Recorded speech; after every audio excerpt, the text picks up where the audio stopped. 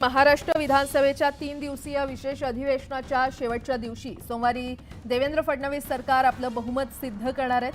विधानसभा निवडणुकीत महायुतीला प्रचंड बहुमत मिळाल्याने ही केवळ औपचारिकता राहील। महाराष्ट्र विधानसभा निवडणुकीत महायुती प्रचंड बहुमत तिने मिळवलेला आहे आणि महायुतीमध्ये भाजपने 132 जागा जिंकलेल्या आहेत, तर एकनाथ शिंदे यांच्या नेतृत्वाखालील शिवसेनेने 57 आणि अजित पवार यांच्या नेतृत्वाखालील राष्ट्रवादी काँग्रेसने 41 जागा जिंकल्यात। दरम्यान आज विधानसभेच्या विशेष अधिवेशनाच्या शेवटच्या दिवशी विधानसभा अध्यक्षांची घोषणा झाल्यानंतर बहुमत सिद्ध करण्यात येणार आहे। विधानसभा अध्यक्ष निवडीनंतर नवीन महायुती विश्वासदर्शक ठराव मांडणार आहे आणि दुपारी 4 वाजता राज्यपाल CP राधाकृष्णन हे विधिमंडळाच्या दोन्ही सभागृहांच्या संयुक्त बैठकीला संबोधित करणार आहेत।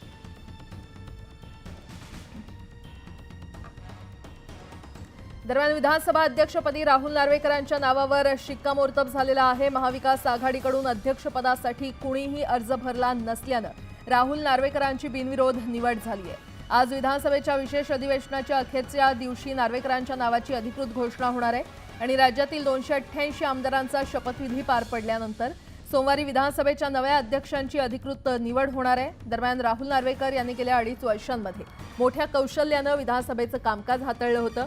ठाकरे गट आणि शिंदे गट यांच्यातील शिवसेना पक्ष आणि चिन्हाबाबतच्या वादात राहुल नार्वेकर यांनी निर्णायक भूमिका बजावली होती।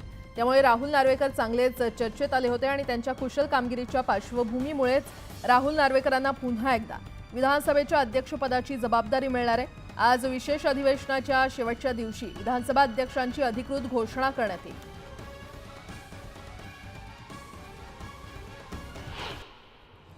नागपूर अधिवेशनापूर्वी मंत्रिमंडळाचा विस्तार करण्यात येणार आहे, मात्र सामान्य प्रशासन विभागाकडे कायमस्वरूपी 30 शिपाई कार्यरत आहेत। 1998 पासून शिपाई पदाची भरती केली नसल्याने नव्या मंत्र्यांना शिपाई आणि चोपदारांची कमतरता भासेल अशी माहिती आहे। बुलढाणा जिल्ह्यातील समृद्धी महामार्गावर पुन्हा भीषण अपघात झालाय। चंद्रपूरवरून पुण्याकडे जाणाऱ्या ट्रॅव्हल्सला एका वाहनाने मागून जोरदार धडक दिली। अपघातात 5 प्रवाशांचा किरकोळ जखमी झाले असून बाकी सर्व प्रवासी सुखरूप आहेत। फेंगल चक्रीवादळाचा मुंबईवरील प्रभाव संपल्यामुळे मुंबईतील किमान तापमानात घट होण्यास सुरुवात झाली आहे। पुढील 3 दिवसात किमान तापमानात आणखी घट होईल असा अंदाज हवामान खात्याने वर्तवला आहे। मध्य रेल्वे प्रशासनाने गर्दीचे नियोजन करण्यासाठी काही रेल्वेगाड्यांच्या संरचनेत बदल करण्याचा निर्णय घेतला। या संरचनेमुळे डबे वाढवण्यात आले असून प्रवाशांची गर्दी विभाजित होण्यास मदत होणार आहे। महाकुंभात भाविकांच्या सोयीसाठी 13,000 विशेष गाड्या धावणार आहेत। रेल्वे मंत्री अश्विनी वैष्णव यांनी हा निर्णय घेतला असून 2 कोटी प्रवाशांना रेल्वे प्रवासाची सुविधा दिली जाणार आहे। राज्यातील तापमानात एका दिवसात 4 अंशांनी घट झाल्याने बहुतांश शहरात हुडहुडी भरली आहे। थंडी आणखी वाढ होणार असल्याचा अंदाज सेवानिवृत्त हवामान तज्ज्ञ माणिकराव खुळे यांनी व्यक्त केला आहे।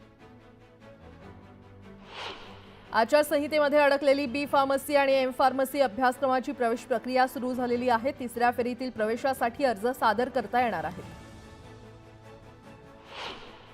पुणे बाजारात लोकल कांद्याची 16,000 आणि चिंचवड कांद्याची 14,000 क्विंटलची आवक झाली आहे। बाजार समितीमध्ये कांद्याची 58,000 क्विंटल आवक झाली असून यामध्ये कांद्याला 4,780 रुपयांपर्यंत सरासरी दर मिळाला। राज्यातील बाजार समितीमध्ये मक्याची आवक 897 क्विंटल झाली असून सर्वसाधारण दर 2,075 रुपये प्रति क्विंटल इतका मिळाला। सिल्लोड बाजार समितीमध्ये पिवळी जातीच्या मक्याची सर्वाधिक 585 क्विंटल आवक झाली। लसणाची आवक कमी झाल्याने लसणाच्या दरात वाढ झालेली आहे। कोल्हापूर शेती उत्पन्न बाजार समितीमध्ये रोज सरासरी 100 क्विंटलची आवक होत असते आणि मागणी त्यापेक्षा अधिक आहे आणि गेल्या 1.5 महिन्यांपासून लसणाने चांगलीच उसळी घेतली आहे। राज्यातील बाजार समितीमध्ये सोयाबीनची आवक 505 क्विंटल झाली असून त्याला 950 रुपये प्रति क्विंटल इतका दर मिळालाय।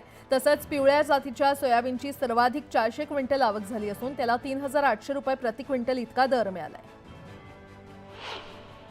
बुलढाणा आणि छत्रपती संभाजीनगर पुणे बाजारात हायब्रिड अर्जुन आणि 2,189 वाणांची आवक झाली आहे। गावाला कमीत कमी 2,400 रुपयांपासून 2,800 रुपयांपर्यंत सरासरी दर मिळालाय।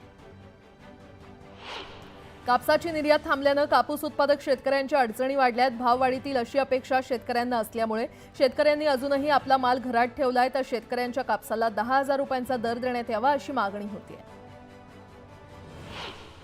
म्हाडाच्या मुंबई मंडळाच्या सुमारे 2030 घरांच्या विजेत्यांपैकी 450 विजेत्यांनी घरं परत केलेली आहेत। मात्र या अर्जदारांना महिना उलटून गेला तरी अद्याप म्हाडानं अनामत रक्कम परत केली नाहीये। दरम्यान लेखा विभागानं या संदर्भातील फाईल तांत्रिक कारणं देत परत मिळकत विभागाकडे पाठवली आहे।